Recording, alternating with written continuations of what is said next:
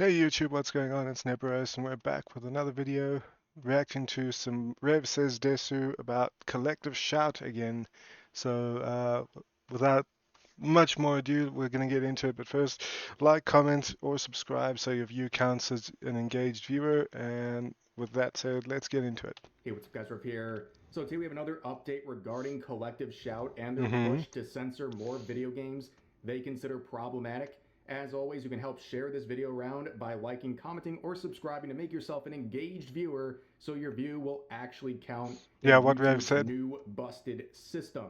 Now, this evergreen tweet is something I showed only a few videos ago, but it's relevant once again. Would you look at that? Because in a recent interview, a member of Collective Shout has gone fully mask off. They have made their intentions very clear in regards to fictional content featured in video games that they are determining whether or not they are appropriate for gamers.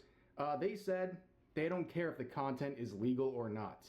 They are going to be the arbiters of truth, and they alone will decide if something should exist or not. And also, on top of that, when it comes to the consequences of those games and their removal, they don't care what happens to the player experience and they don't care what happens to the developers financially. This tweet is relevant again. They care more about fictional content. They're treating fictional characters like real people and treating real people like fictional characters, and they're Yeah, mad at you for knowing the difference. So, quick rundown of Collective Shout in case you've missed the previous episode. yeah, that's true. People on this app will treat fictional characters as if they were real, and then talk about real people as if they were fictional, and then get mad at you for knowing the difference. And Collective Shout seems to be a perfect example of that. Because, as I've pointed out before, Collective Shout going after games when they don't seem to have a problem with stuff like OnlyFans and actual pornographic sites. Like roads of this long saga here. Collective Shout, a small group of feminists in Australia. They have been snipping at the ankles of many different developers for years with no success. But about 2 months ago, they switched up their strategy and now are going after payment processors like Visa and Because game devs told them to bugger off. MasterCard and putting pressure on them to force platforms like Steam to remove their games. This has been very successful, resulting in thousands of games being banned or in some way censored. Thankfully, none of the ones I play. Now, we've seen a lot of backlash to this movement, rightfully so, from gamers, and they have played the victim. Collective Shout has even gotten the support of the United Nations, who said this is the most serious form of online violence against women human rights defenders have seen in a long time. And you can see from this LinkedIn I'd argue they're not looking hard enough then. post, you have their supporters saying, I've been standing up to these cowards who clearly need their local police to check their hard drives. No one should want that content, and those that do need to be dealt with appropriately. Anyone who thinks it is mere censorship is definitely someone needing consequences. So, yes, we're. So I wonder, this is what that paragraph up there sounds to me like. That's abject and unapologetic narcissism. Who the hell does Amanda D think she is to turn around and decide what people should want and that they need to be dealt with appropriately? And what would be the appropriate way of dealing with such people? That's just utter narcissism, I think. Seeing this over and over again, even members of Collective Shout vaguely threatening legal action against people. Hmm. They are trying to silence and even put people in jail at this point. So, what we have today is an interview from Jack Connor over at Tweaktown, and he interviewed a member of Collective Shout and really just asked the flat out important questions and got surprising answers.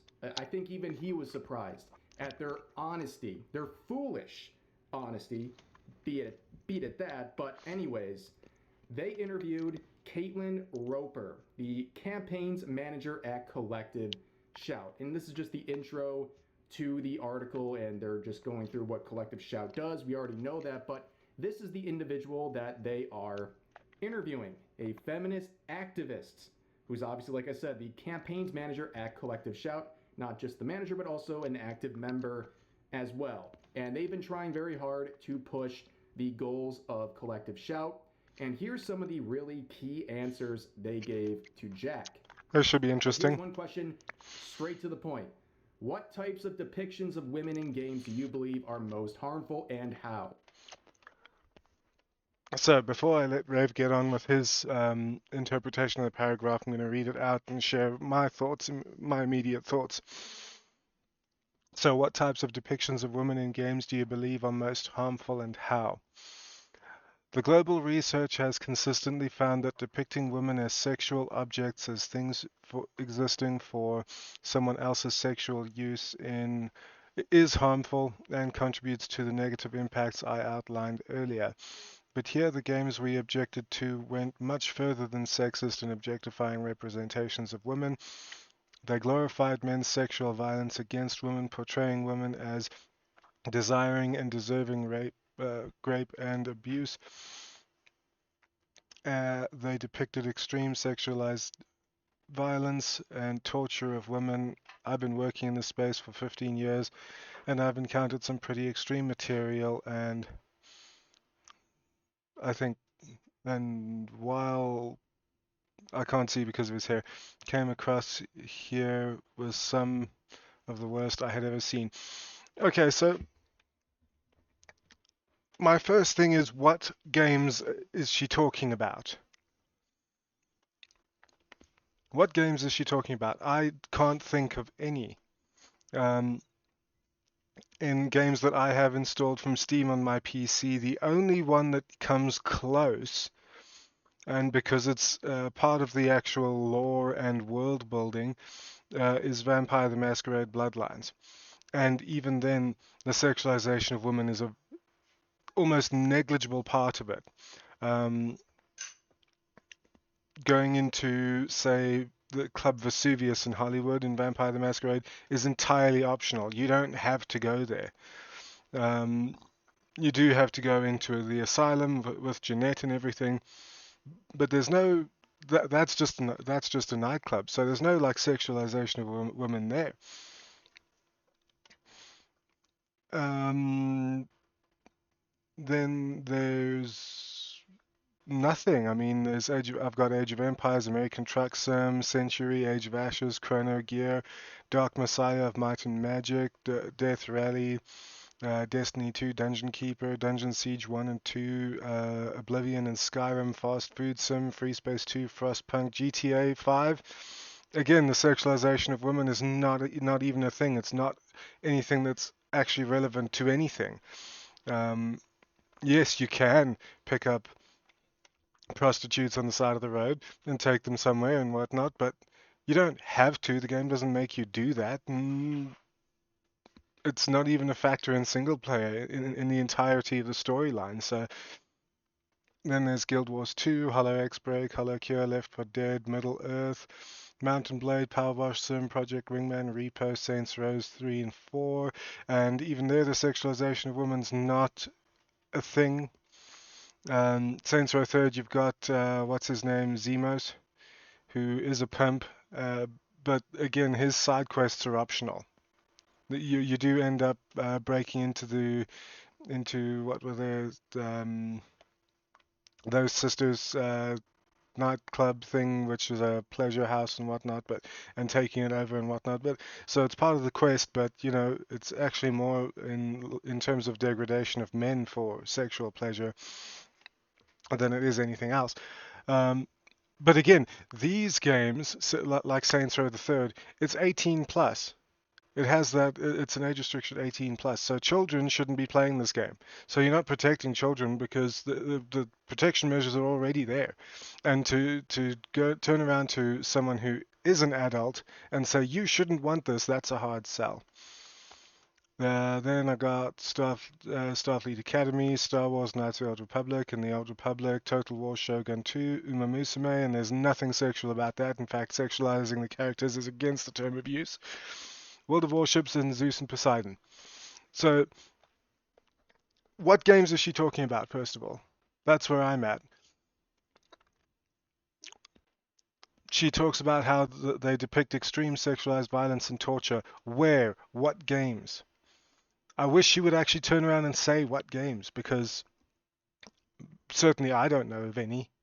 Maybe I'm not playing the right games, but then if I'm not playing those games, they're not games I'm likely to enjoy anyway.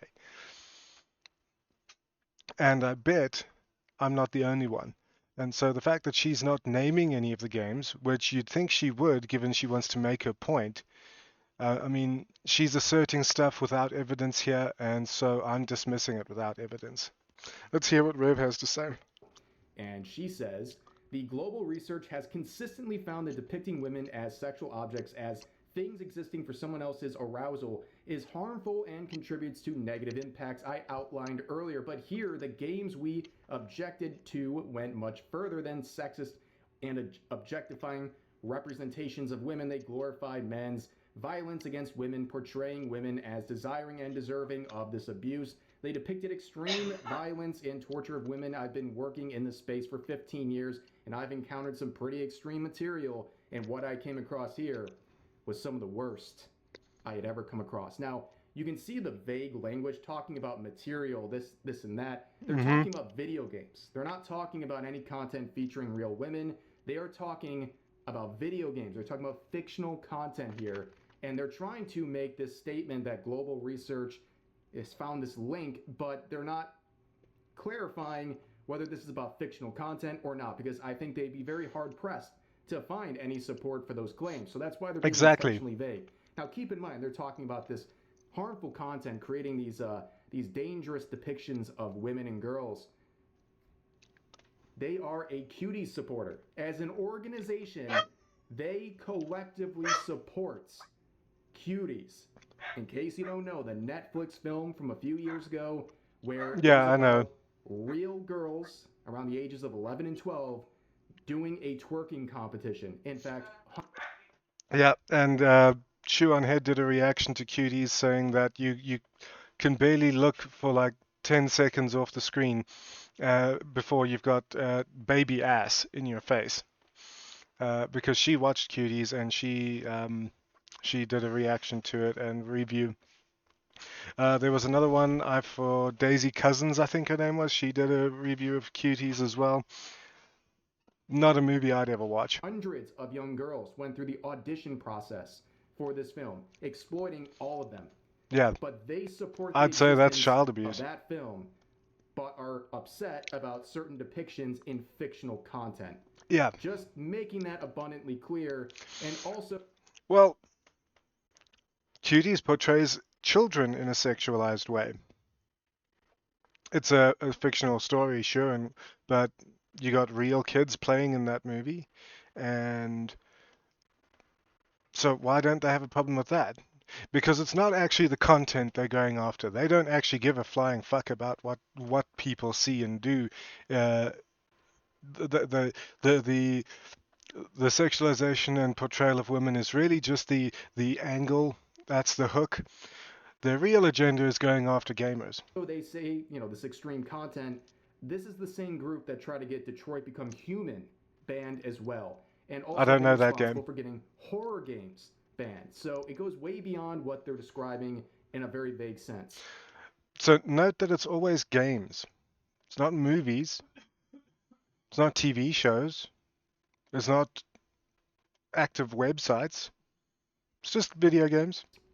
But here's another question. Are the concerns with video game content about the legality of the content, or are they primarily ethical/moral concerns? Now, So I want to read. I'm going to have let's see if I can just backtrack a bit to where his hair's not covering everything. Right, I want to read so the question is, are the concerns with the video game content about the legality of the content, or are they primarily ethical, moral concerns? I don't know if I'm allowed to say the words on YouTube, so you can read it. The games we found, again, what games that feature those? I don't know of any games that feature those. We found would likely all be illegal in Australia, yeah, because your country's run by a bunch of bleeding heart fops and Karens. Those we reported to the Australian Classification Board were geo-blocked because they were illegal and were being sold illegally. Okay, fine. If they are actually if they are genuinely illegal, then fine. The campaign calling on payment processors to stop processing payments on platforms hosting this content was a call for them to enforce their own existing terms and conditions. Um, yeah, so if a game features those themes, it's probably not available on Steam, or it's behind strict age restrictions, right? Um, and also for example, where I'm going with this is in GTA Online, I cannot go from for logging in from South Africa. I cannot go into the Diamond Casino and gamble because it is against the local laws in my country. The game literally blocks me. I cannot do anything in the casino. So, if these games with these themes, one, are indeed on places like Steam, if they are illegal in Australia, you are not likely to find them on Steam in Australia. You can see the correlation I'm making. So they say here, however, regardless of the law, the harms of glorifying uh, this violence against women and children are well established, and we would argue that any company acting ethically would not host or profit from this content. Again, which content? You see, the intentional vagueness and ambiguity is really boiling my piss over here because you're not providing any specifics. We don't know what the hell you're talking about. You're throwing up a blanket in the air and saying, look at it. It's a mess. No, it Slash doesn't moral work. concerns. Now, I think we all had a strong feeling of what their answer was going to be here, but they make it very clear. So they talk about the problematic games they found will likely be illegal in Australia. Those were reported to the Australian Classifications Board were geo-blocked because they had illegal and were being Hmm. sold, or they were illegal and they were being sold illegally. The campaign calling on payment processors to stop processing payments on platforms hosting this content was also a call for them to enforce their own existing terms and conditions, which is very misleading because when Steam was targeted, for example, they added a rule that said now the content has to comply with payment processors. So they had to literally create a new rule on their platform because of the outrage coming from groups like Collective Shout. I didn't know about that. So they're being very misleading once again. Hmm. But here's where they get it really, really clear. They say, however, regardless of the law, let me say that again, regardless of the law, the harms of glorifying So whether the content is there legally or not. violence against women and children are well established. And we would argue that any company acting ethically would not host or profit from this content. Now about that, I would tend to agree. Uh, Violence against women and children are abhorrent. They are, if at the risk of being somewhat misogynistic, they are society's weakest members, and it is for the strong to protect the weak. And men are known, at least in a very generalized sense, to be stronger than both women and children. So it is up to men to be the protectors, right? This has been society since time immemorial. But we're talking about video games here. And yes, there uh, I suppose there is a slight correlation between video game violence leaking out into the real world, although that was a very that was a theme explored in great depth back in the 90s. And from what I can tell, at least, let's just actually just Google quickly. What is the correlation between video game violence and real world violence? Just a quick Google search, there is no consistent scientific evidence to support a casual link between playing video games and committing real world violence. Which means that their whole, and that's just in a cursory Google search, but Lack of a casual link. Research shows major scientific and psychological organizations like the APA have found insufficient evidence to prove that violent video games directly cause violent behavior. Um, Small correlated aggression. The APA has acknowledged a small, reliable association between video game violence, video game use, and aggressive outcomes like yelling or pushing, but these findings are difficult to extend to serious violence. Yeah, so um, a quick Google search just outright blows Collective Shout's point out of the water, because what they seem to be doing to me, it seems to me, they're equating the themes of violence against women and children in video games and it leaking out into the real world. And there's no, as we've just seen, the places like the American Psychological Institute Association or whatever, they find no direct link. There's no, not even a casual link. Um, but you know what? There is a proven link to pornography and increasing of sexual crimes. But they're not targeting any of those. So all they have is an emotion based plea, a demand based on what they deem ethical decision making. Mm-hmm. That's what they're drawing all this from. It's not about legality. They probably found cases like they mentioned here with content being illegal in Australia, but Australia has crazy laws Yeah. about fictional content in particular. In fact, most anime and anything with adult content from anime is on paper banned in Australia. In Yeah. fact, they have banned adult content featuring real adult women if they look young, which is a crazy thing that happened a few years ago. Literally, like the face of consent. Like you can be a Mm-hmm. full grown Yeah. adult, but if you look young, however they define that, they would consider that content illegal in Australia. So they're using the very, very draconian laws that involve censorship in Australia to basically be the entire global basis for legality, which Yeah, they're saying we don't like it. Our morals and our ethics are what you should be following. you know, Textbook narcissism. what's stopping someone living in a Middle Eastern country from applying their law to people like Collective Shout and whether or not they would have a say in any of this stuff? Like, Yeah. it wouldn't really work out too well for them. But they make it clear it's not about the law. They just want to decide what is ethical, what's not ethical, and they're going to be the arbiters of truth in that regard. And it's all very, very transparent. And that's how we end up with members of Collective Shout trying to frame characters like Annie, the new Grok system on Twitter, as childlike or something that should be banned because they look at a busty, curvy anime girl and they start thinking about children being abused. And now you have to suffer because of their delusions and projection. But that's what we're working with here. Some very unhinged people, but they continue on. Okay, this next one.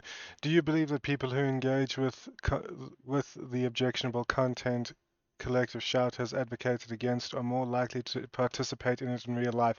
Oh my God. I literally just went over this. Let's see what they say. Based on the responses to our campaign, men engaging in criminal threats against us, creating and distributing illegal images based, sending us violent content. It's clear that many men defending their games perpetrate crimes of violence against. This baseless allegations. In the first place, they've not provided any proof that anyone has actually done any of what they're saying here. Um, against because they're doing that to us. Yeah, citation needed. I need to see the proof. If you're going to accuse an entire demographic of people of a collective crime, you better have the receipts for that. These men make clear that these misogynistic attitudes required to engage in and defend these games are not limited to fiction and video games. That's pure sophistry. And there's a massive degree of casuistry in her explanation here. But they will and do perpetrate abuse against actual women in the real world. No, they don't. Very likely not. So, yeah, her whole answer is utter bullshit. Again, there's not even a casual link to the sort of themes in video games to real world perpetration of those themes. So, yeah, she's talking out her ass here. So, Jack asks, do you believe that people who engage with sexual content Collective Shout has advocated against are more likely to participate in it in real life? It's a pretty loaded question, but they say, based on the response to our campaign, men engaging in criminal threats to assault us, dox us, creating and distributing illegal image based abuse content, sending us violent adult content and illegal CSAM. It is clear many of the men defending their R word games perpetuate crimes of violence against women because they are doing it to us right now. They are comparing what's happening in video games to their experience of getting targeted online. And we'll talk about these certain threats they're claiming they're receiving in just a second, but they continue on saying these men make it clear that these misogynistic attitudes required to engage in and defend R word games are not limited to fiction and video games, but that they will and do perpetuate abuse against actual women in the world. So they're using a sample size of Twitter users who are saying bad things to them as a entire representation Mm. of the male gender. Yeah, it's the apex fallacy because of uh, let's give them the benefit of the doubt in saying that they are receiving all these threats and whatnot. They're using a very small minority of individuals who are doing this and using it to represent the whole, the, the whole demographic. There's nothing about that that's even vaguely appropriate. And in a previous video, I alluded to Brigitte Gabriel's explanation that the peaceful majority are irrelevant in most cases, and it's the same here. Even if what the threats and stuff that they're alluding to are genuine and actually happening, and it is for people like myself, Rev, and everybody else who is against collective shout to also be against that kind of behavior. Yes, collective shout is effectively our enemy in this regard because they want to actually screw things up for us in terms of gaming, but them being our enemies doesn't make what these people are doing in insofar as sending threats and stuff go doesn't make it okay. And we do need to be the bigger people, the better people here for this sort of thing. Also, those people are kind of making their point for them, and we can't allow that. And also That said, I've got no idea how to address it or deal with it.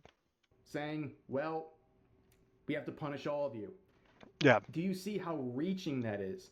On top of that, two very key things. There are women who are very vocal against collective shout. They ignore that that's happening, yeah, but also, if anyone is consuming fictional content and then it's affecting them in real life, they have a mental illness. And yes. we should not punish regular people who can separate fiction from reality for the actions of those who cannot.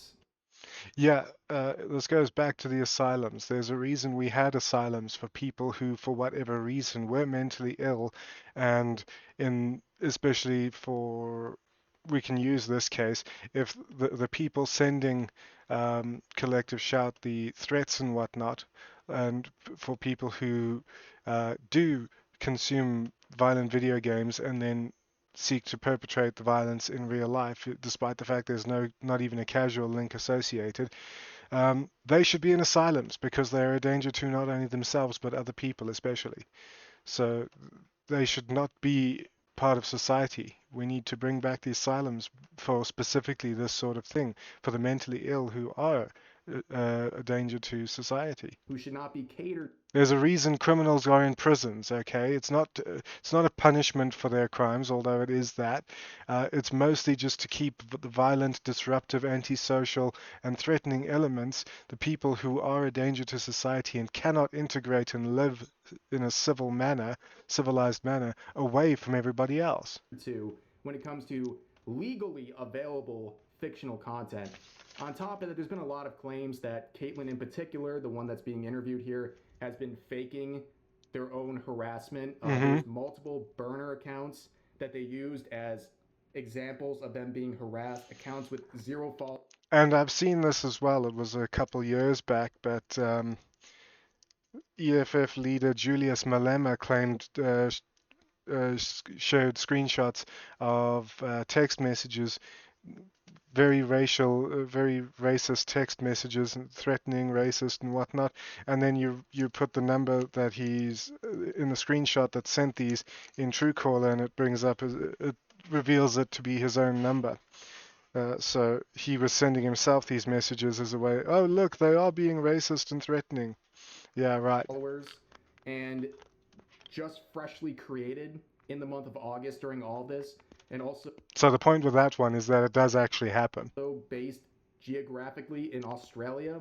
It seems like a lot of coincidences, and also the messages just seem so ridiculous that, yeah, some people have suspected that the harassment they're using to now punish all men is based on things they're creating themselves. That's the theory some people have. But here's another question saying, what would you say to those who have described this campaign and its impact as censorship?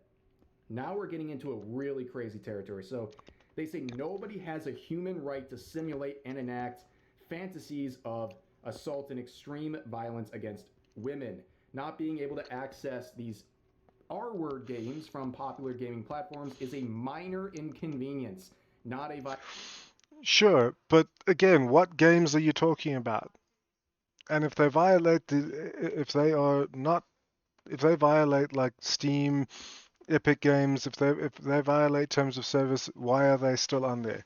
It's because they probably don't, and you're over exaggerating things. violation of a You're person's overstating matters. rights. Payment processors get to determine if they do not want to host illegal content, including all of that stuff Well, not in the US.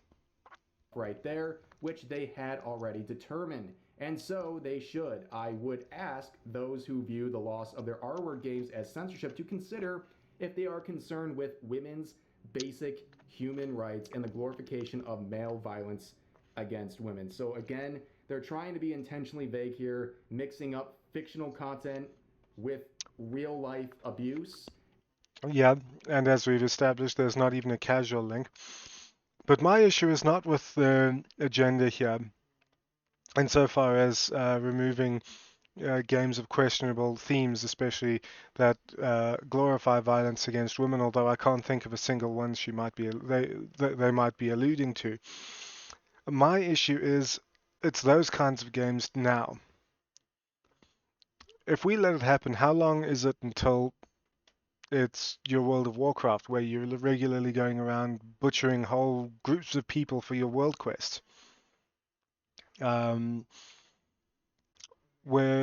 how long until it's race games because it promotes speed and speed kills on the roads, and you know,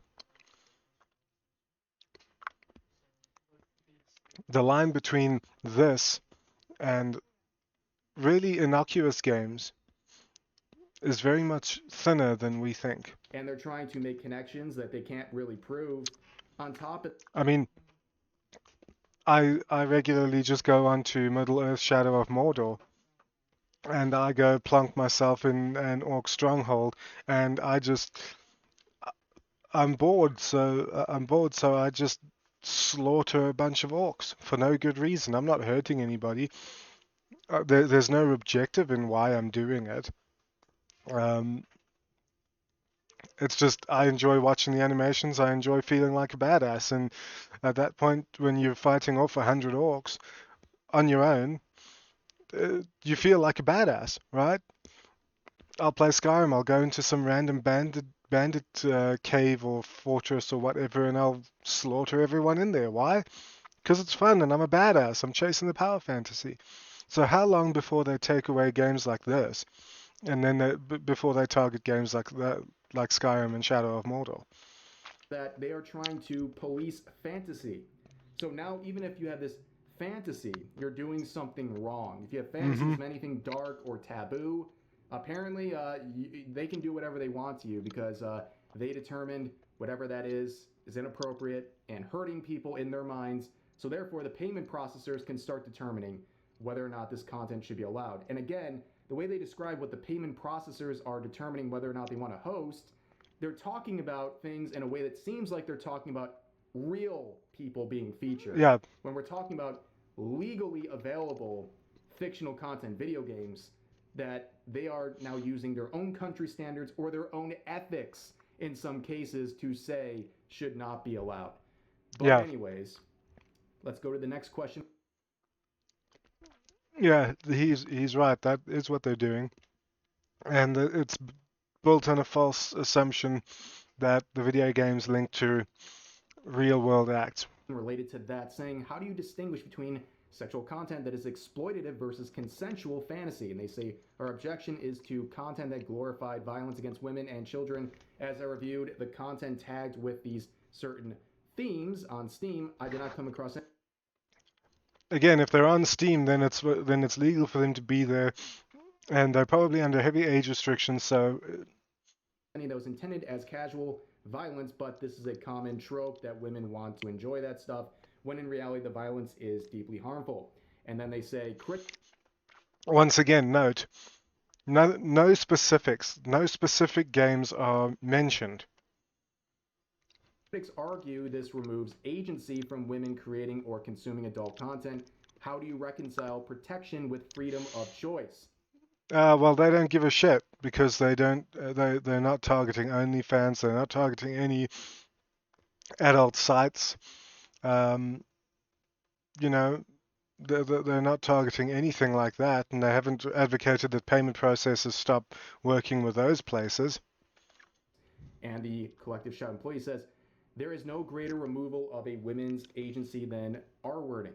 Sure. Media that glorifies violence against women harms all women, regardless of whether a few women participate in its creation or consumption. It seems like right here. I mean, I'll agree with that one. I do agree with that statement there. They're completely misleading the point here. They're not talking about someone being victimized in real life. Again, it's just a fictional portrayal, yeah. In reference to these consensual fantasies featured in video games. And they're also saying if women participate in the creation of this, they're also wrong as well, and they don't. Well, I don't know about that, but uh, again, it might tie back to what he posted, that first thing about being mad at people for knowing the difference between fantasy and fiction. So the women who participate in the creation of such content, they understand it's just fictional. We're not actively harming anybody. We're not even casually harming anybody. We're not harming anybody, so it's fine. But these women can't make the distinction, or else they can. And my theory about them targeting video games specifically is correct. Um, Once again, there's no mention of what games they're talking about. Get a say in what they get to do, which is pretty ironic when we're talking about a loss of agency here. And you think about, that well-known fact that when it comes to hentai, for example, in Japan, the majority of artists are women. That is a fact. True. So you're Yes. basically saying anything that gets produced out of that features anything taboo or extreme in fictional settings, oh, well, they don't count because these women, they're. And actually, it's a thing. I speak under correction here, but it's a thing that, in many cases, a bit of a taboo fantasy of most women who I've seen, who I've known to have been asked, they do fantasize about situations involving the R word. So, um, yeah, just look at Book Talk, the Book Talk women. Siding with these men who are just wrong. It's a really big reach, to say the least. And again, roll it back here. They're saying that this media just cannot exist, but then they defend cuties featuring Yeah. real children being exploited. Yeah. So Make it make sense, ladies and. so they can't tell the difference between fiction and reality, and it's only certain fictional content that they don't don't have a problem with, or that they do have a problem with.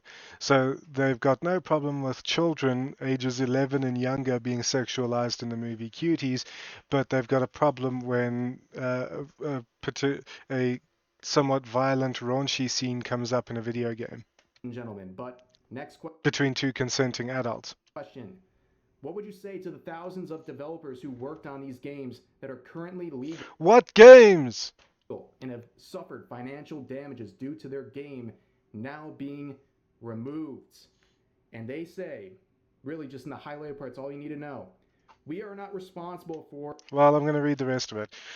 I would say that if Steam and itch.io had been moderating their platforms as they should have according to my reckoning and what I think is right, not about what Steam had in mind, which they do because again, if the games are up there on Steam, then they are allowed to be up there in terms of legality.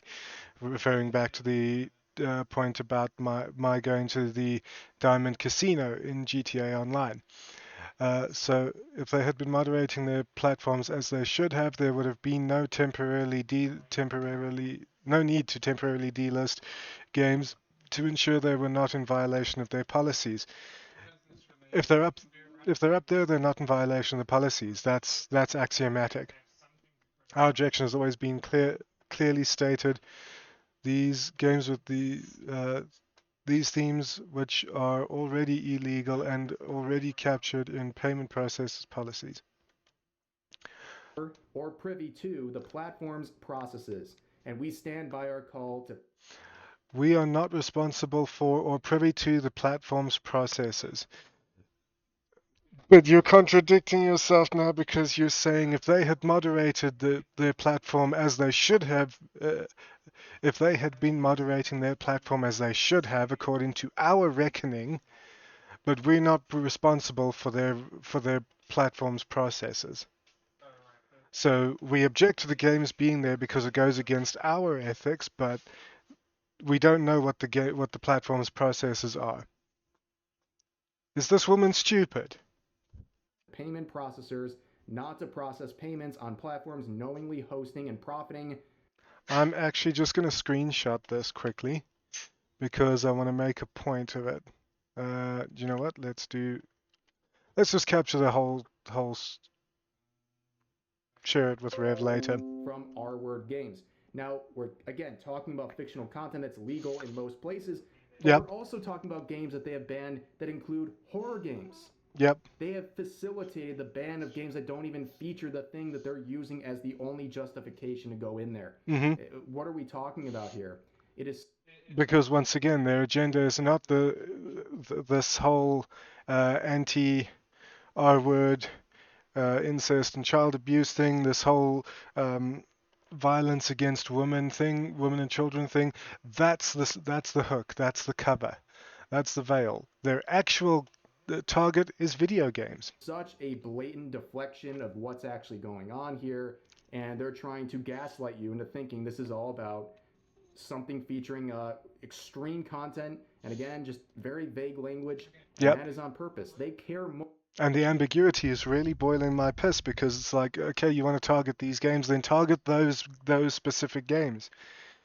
But we don't know what games they're talking about because they never mention the bloody things because I don't think they even actually exist. More about protecting fictional characters than they do not just for the experience of gamers, but for the developers making them. They don't care if they lose money, if they have financial hardships because they decided their game shouldn't be allowed ethically. Yeah.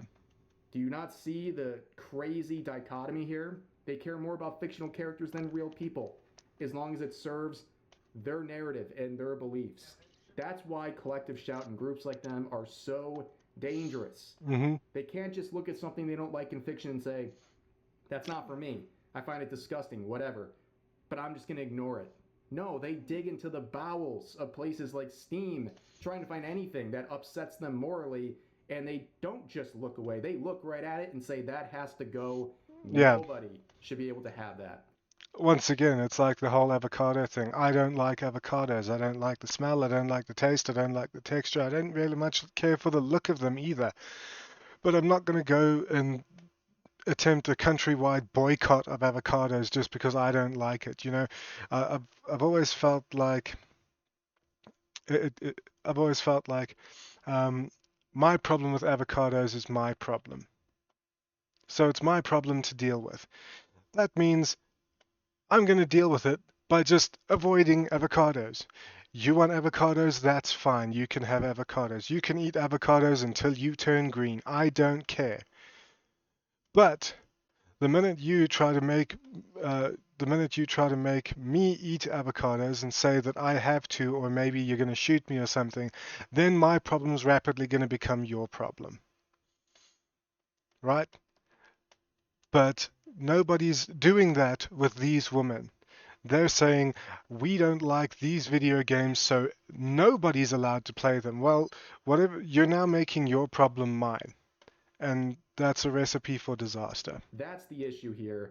That's why people are so strongly against collective shout. They should not be the arbiters of truth in what's Exactly. allowed and Yeah. what's ethical or legal or what have you. And there's another question, this time shifting it to violent video games. So they say violent content games. I was talking about this just now. Violent content games where players massacre people is sold without issue, but sexual content is being targeted. Why do you think sexuality, particularly involving women, draws more scrutiny than violence? I'm not sure I agree that violent content is sold without issue. There has been much discussion about violence in media and video games and a connection to real world violence, of which there is not a casual one, not even a casual connection. However, Collective Shout's work focuses on the sexual objectification and exploitation of women and girls and how media, advertising, and popular culture can contribute to this. It doesn't contribute to this, normalize, justify, or trivialize it. It doesn't. It really, really doesn't. The reality is that alarming numbers of women and girls experience sexual violence and abuse by men who, and this is the cultural context in which this violence occurs. A culture that routinely portrays women as sexualized, objectified bodies for men's use and entertainment, and which normalizes, excuses, and glorifies violence against women. Again, it's deliberately ambiguous. She's not alluding to any specific examples. She's just saying it's just word vomit, because it actually doesn't have any meaning. On the surface, she sounds clever and she has a point, but there's a severe and immense degree of casuistry in her thinking here. In the first place, she's alluding to a real world connection between video game violence and real world violence, and we've established in this very video that there is not even a casual connection, according to places like the American Psychological, what is it? American, um, man, I saw it just now, the APA. Yeah, American Psychological Association. So there's not even a casual link. And then she's saying that spills over into abuse of women and children as well. Uh, Maybe. I don't know. I know guys who are regularly playing video games, uh, in many cases don't even have a girlfriend, and don't even know how to approach women, and are intimidated by women. I suppose because I'm one of them. Um, I can talk with women fine, but in a romantic setting, I couldn't tell you what to do or what I would do. So, but it certainly wouldn't be to abuse women or inflict violence upon them or whatever. And children are a definite no-go for me, specifically. So, yeah, but she's not giving specifics. She's being deliberately ambiguous, and it's pissing me off because you're just vomiting stuff out there, and you're sounding clever, you're sounding like you've got a point, but you don't actually have one because nothing you're saying is based in any fact or observable patterns or whatever. Games where players massacre people is sold without issue, but sexual content is being targeted. What do you think about sexuality, particularly involving women, draws more scrutiny than violence? And they say, I'm not sure that I agree that violent content is sold without issue. It most certainly is at this point. There's been a lot of attempts Hmm. to get rid of violent content. They have failed. They were something that were laughed at, or at least in hindsight, movements that are now laughed at, like Jack Thompson, for example, trying to get Don't know GTA about banned. that. We look back now and think that guy's an absolute clown. But anyways, they say Well, I don't know about what he's. I don't know what he's talking about. there's been a discussion about violence in media and video games and a connection to real world violence. However, Collective Shout's work focuses on sexual objectification, exploitation of women and girls, and how media, advertising, and popular culture can contribute to this, normalize, justify, or even trivialize it. The reality is that an alarming number of women and girls experience violence and abuse by men, and this is the cultural context in which this violence occurs, a culture that routinely portrays women as sexualized, objectified bodies for men's use in entertainment, and which normalizes, excuses, and glorifies it.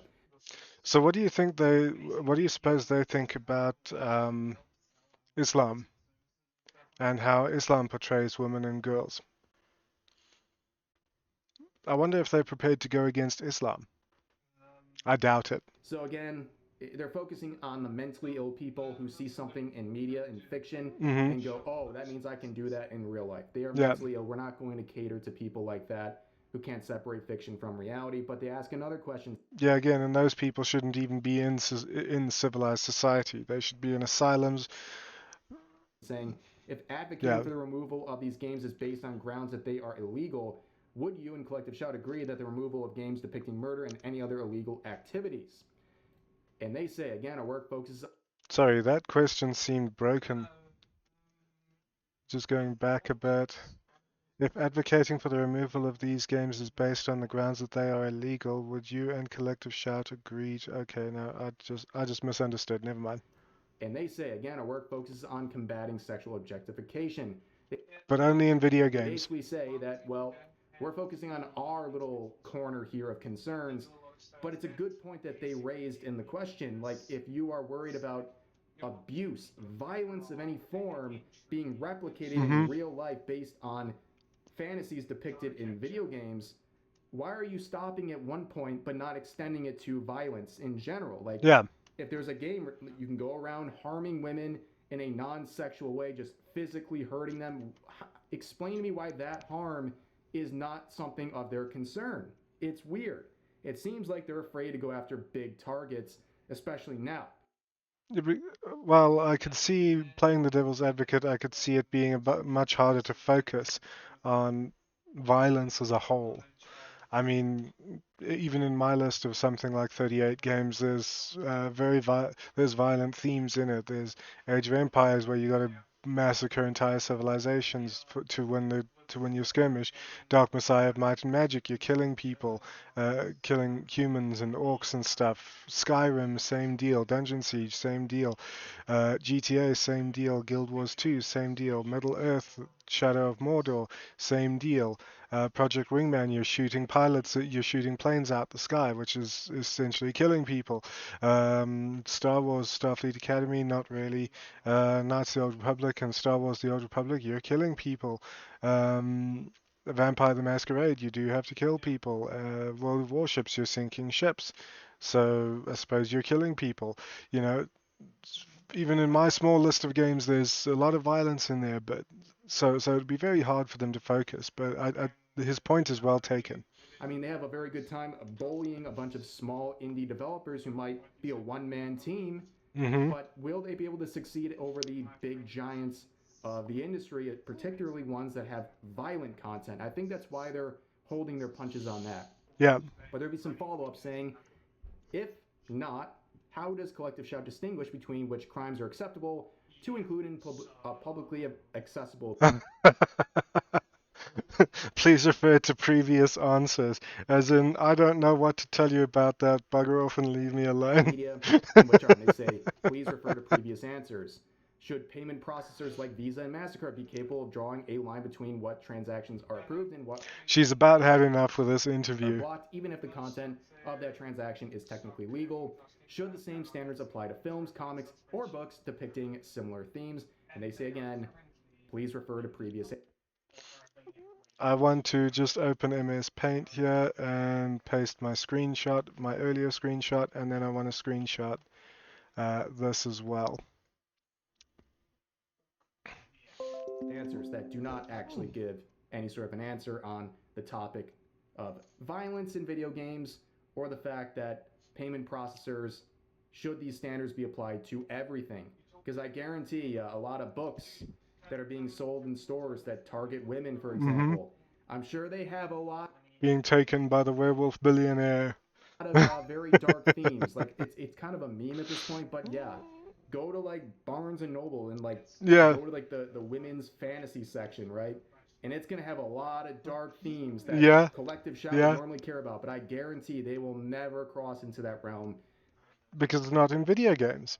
There's no video games of those things. for reasons that are very obvious. But for now, that's gonna do.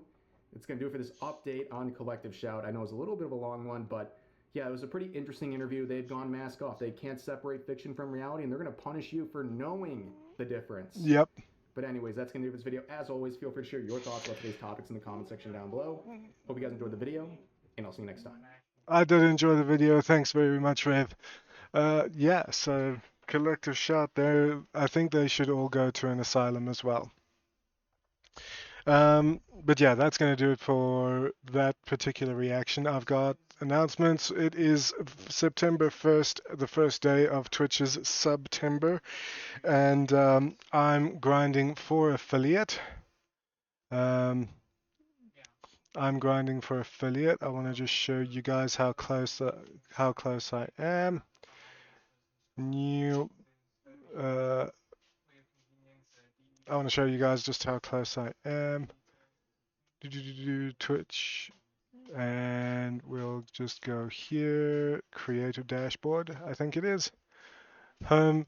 Yeah, I'm almost halfway to my followers, and I need my views. So we are going to be leveraging September. I can't benefit from the subs, but maybe I can leverage